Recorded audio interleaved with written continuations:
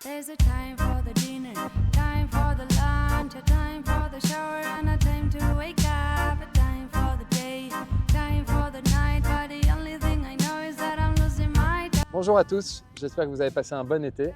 On vous donne des nouvelles des ultimes préparations de notre voyage qui commence dans quelques jours. Nous ne sommes pas sur le voilier car on est actuellement en Charente-Maritime.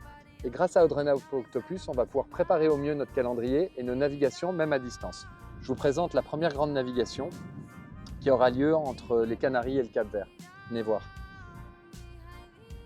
Je vous conseille d'utiliser Squid pour télécharger la météo, il est très rapide et efficace. N'étant pas sur place, j'ai simulé que le voilier était à la Restinga sur l'île d'El Hierro, qui est le point le plus au sud des îles Canaries. On va pouvoir démarrer un routage avec comme destination l'île de Sal au Cap-Vert. J'affiche mon routage que j'ai précédemment fait tourner.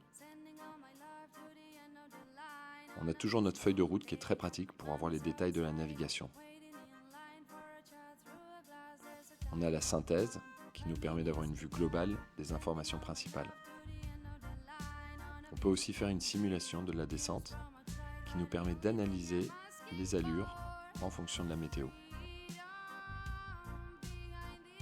Comme on souhaite faire une traversée plutôt tranquille avec les enfants, on peut aussi descendre le pourcentage d'épaulettes pour simuler un parcours plus confortable. Pour la petite histoire, on avait amarré ici même Octopus il y a 1 an avant de descendre aux Canaries. Bonjour de la Palmyre, le grand départ est imminent, ça y est, on a profité pour tout clôturer et dire au revoir à la famille et les amis. On initie les enfants à l'obiquette avec des grosses sensations pour eux. Ils perfectionnent leur nage avant de commencer l'école sur le voilier dans quelques jours, ce qui va être un sacré changement pour nous tous. On était justement dans les Landes au moment des vagues cycloniques causées par l'ouragan Erin.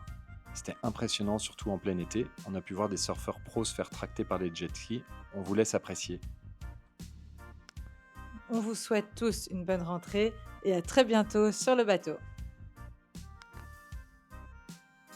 Voici quelques images de la baie de Bonance et de la Côte Sauvage qu'on quitte pour de nouveaux horizons.